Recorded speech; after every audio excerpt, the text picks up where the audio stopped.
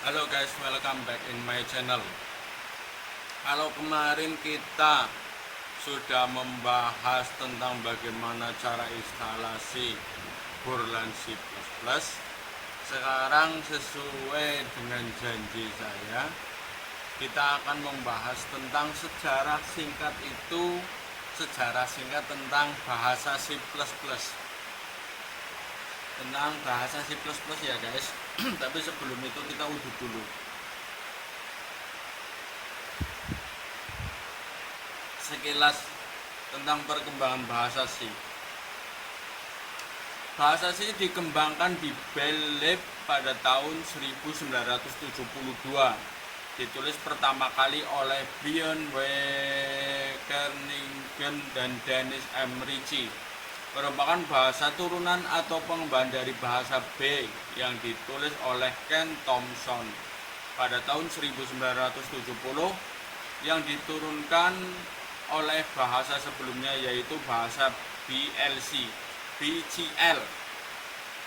Bahasa C pada awalnya dirancang sebagai bahasa pemrograman yang dioperasikan pada sistem operasi Unix.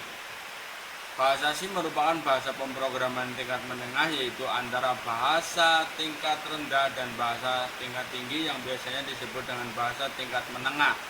Bahasa C mempunyai banyak kemampuan yang sering digunakan, diantaranya kemampuan untuk membuat perangkat lunak, misalnya DBase, WordStar, dan lain-lain. Sekilas tentang C++, pada tahun 1980 seorang ahli yang bernama Dijernes Trup mengembangkan beberapa hal dari bahasa C yang dinamakan C with class, yang pada mulanya disebut Better C, dan berganti namanya pada tahun 1983 dengan C++ oleh Rich Mascitin, dibuat di laboratorium Bell, AT, dan T. Pada C++ ditambahkan konsep-konsep baru seperti kelas dengan sifat-sifatnya yang disebut dengan OOP atau Object Oriented Programming, yang mempunyai tujuan utamanya adalah membantu dan mengelola program yang besar dan kompleks. Perbedaan antara bahasa C dengan bahasa C++.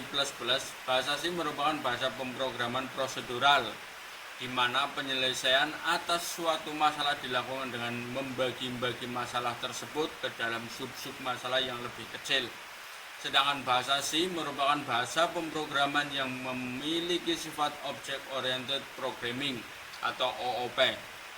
Untuk menyelesaikan masalah, C++ melakukan langkah pertama dengan mendefinisikan kelas-kelas yang merupakan class yang dibuat sebelumnya sebagai abstraksi dari objek-objek fisik.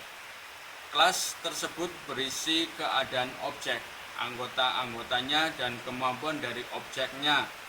Setelah beberapa kelas dibuat, masalah dipecahkan menggunakan kelas.